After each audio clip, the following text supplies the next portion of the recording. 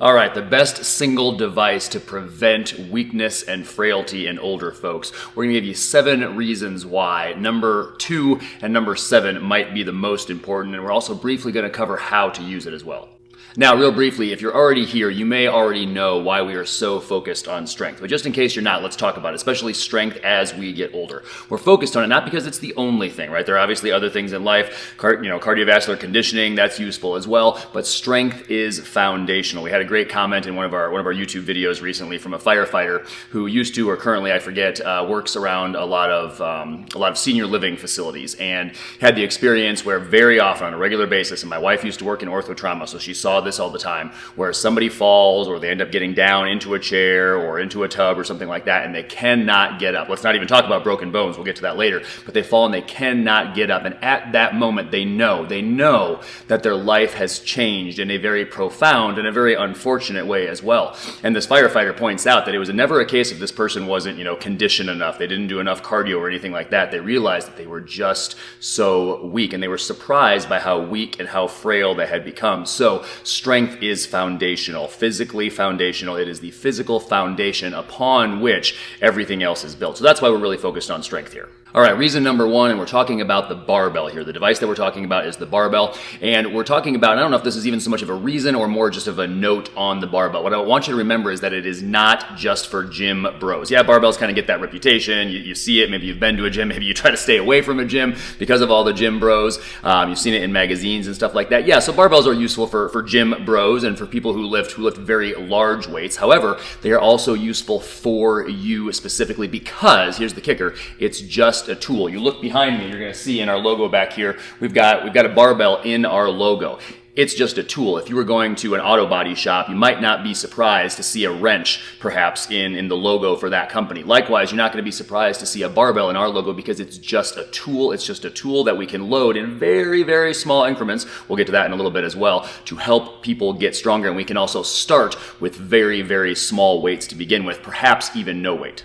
Reason number 2, we are going for big bang for your buck exercises, right? So I'm just going to use the squat as an example. You can go into a weight room and you can use about 7 different machines, or you can work every single muscle group, every single joint that those 7 different machines are using, and you can work them with 1 squat. So we're going for big bang for your buck exercises, not only because time is important, but it is. I'd rather have to do only 1 exercise as opposed to 7 of them because we've got some other things to move on to besides just the squat. But also these are big bang for your buck exercises in terms of they move us through. We are going to move the barbell or our bodies through a long range of motion. Because we're moving through a long range of motion, that means we're using a lot of joints. So again, just using the squat as an example, we're using our knees, we're using our hips, we're using our back. We're moving through a long range of motion using a lot of joints. Because we're using a lot of joints, that means we're using a lot of muscle mass. That goes back to that idea of using 1 exercise as opposed to 7 different machines, right? We can train a lot of muscle mass. We can get a lot of things stronger at once. And because we're using a lot of joints and a lot of muscle mass,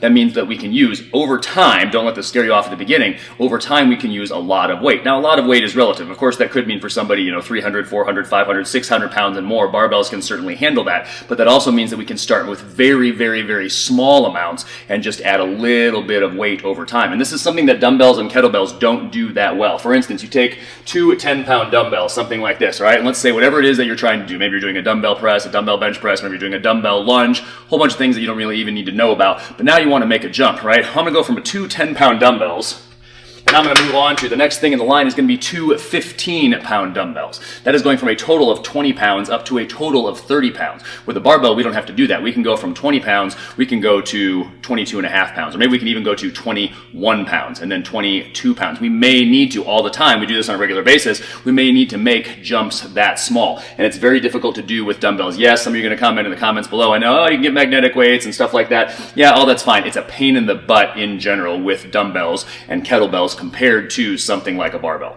Let's talk a little bit more about a range of motion, right? I said with barbells, we can train things through a long range of motion. So let's take something like a deadlift, right? We're picking it up from the floor and we're standing all the way up. But with barbells, and specifically with a squat rack or something, you can use blocks, something else. We've got some videos on that. We'll link to some of this below, something for a rack pull versus a block pull. But you can also work through a lesser range of motion. If somebody is weak enough, or maybe they're coming off an injury or something like that, where they are not yet ready to pull through or to work through that long of a range of motion. So what I'm doing here, this is known as a rack pull. It's basically a cousin cousin of the deadlift. It's a subset of the deadlift. It is a partial deadlift. So I might not be able to pick it up off the floor, but I may be able to pick it up from this position right here. So I can go from here and start up, and pull basically a rack pull from that position, and I can go lower over time. And let's not even mention the fact that this, like I said earlier, you can have lighter barbells, right? This is just an 11-pound barbell. So you can go from 45 pounds all the way down to 11-pound barbells. You can get 5-pound barbells. You can make barbells out of PVC pipe, but I can pull.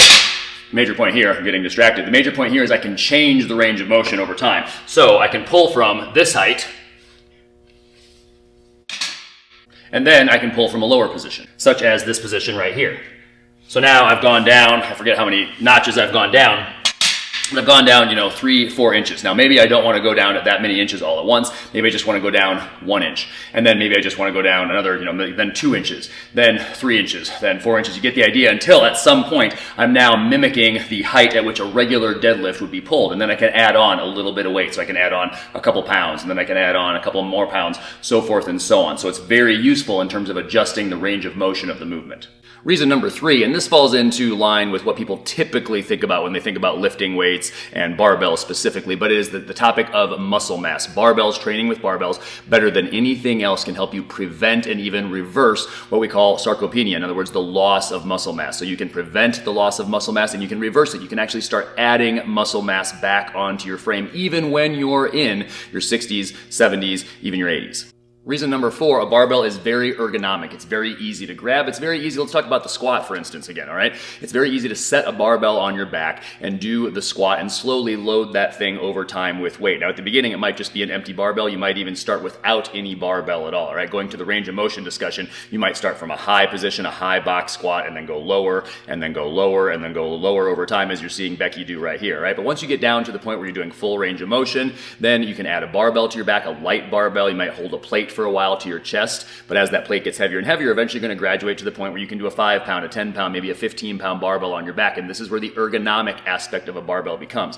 You talk about some people say, well, goblet squats are great. Well, goblet squats are not so great. Goblet squats are very limited in the amount of weight that you can use because they're limited by the amount of weight that you can hang on to. And let me tell you, your arms, your hands, your wrists, all of that is weak, very weak, not in general, but compared to what your legs, your hips, and your back can do. So you're missing out on training on getting your legs and your hips and back as strong as they could be if you're gonna restrict it to what you can hang on to. All right. So we've got gals. I'm gonna use grandmas as an example. We've got grandmas in our gym who can squat 100 pounds, 200 pounds. Right. That's a significant amount of weight. Those same grandmas, they're not gonna go around hanging on to a 200-pound kettlebell or dumbbell in their hand to do that squat. And if they can't do that, then if all they had was dumbbells and kettlebells, they would be missing out on the opportunity to get stronger. So barbells, very ergonomic, very versatile.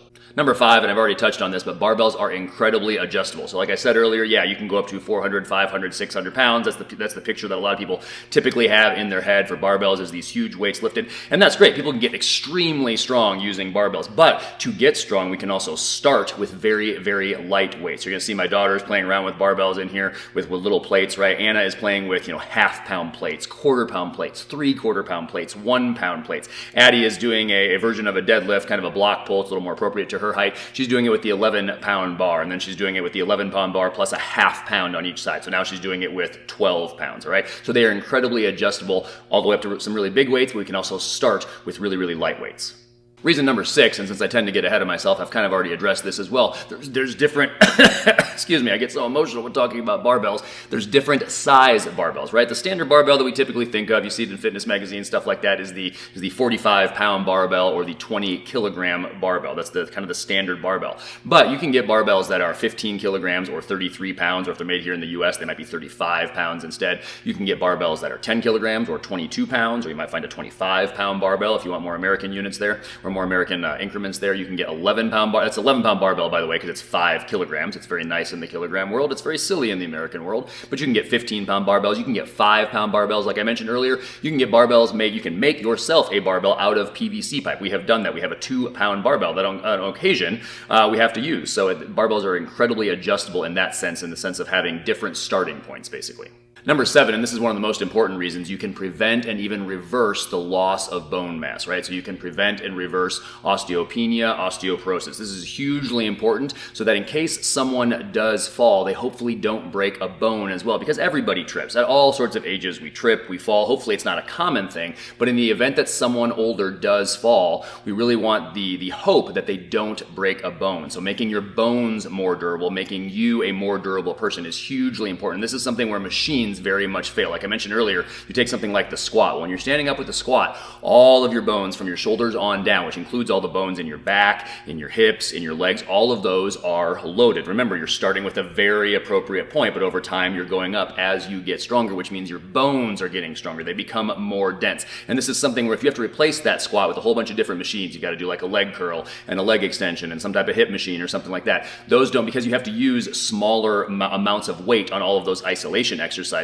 They don't load your bones, they don't load your structures with the amount of weight that you would eventually be able to do on a squat. So again, don't let the word loading sound scary. You start with a very appropriate amount of loading. If you are already sitting down to a chair and standing back up, if you're already doing some version of a squat, and you already have some load because you have your body weight, right? So then you can do your body weight plus 1 pound, plus 2 pounds, you get the idea. If you've already bent over to pick up a sock, you're already doing some version of a deadlift with your own body weight, and then you can do your body weight plus 5 pounds, plus 10 pounds, you get the idea. So don't let the word loading scare you. You're already doing some version of these movements in everyday life, but over time you'd like to add a little bit more weight and a little bit more weight. And this is a problem with machines because they can't apply that stress, that productive stress to your bones nearly as well as a barbell can. All right, real briefly, how do you go about it? We're going to link to some of the videos below on how to go about it, how to go about your first day, how to progress from there. But the program is going to be an A. In the beginning, the program of course changes over time, but in the beginning, it's going to be an A and a B. You're either going to have an A day or a B day. Your A day, day 1, is going to be 3 sets of 5 reps on the squat. Start with a very manageable weight. It might be no weight at all. It might just be you. All right.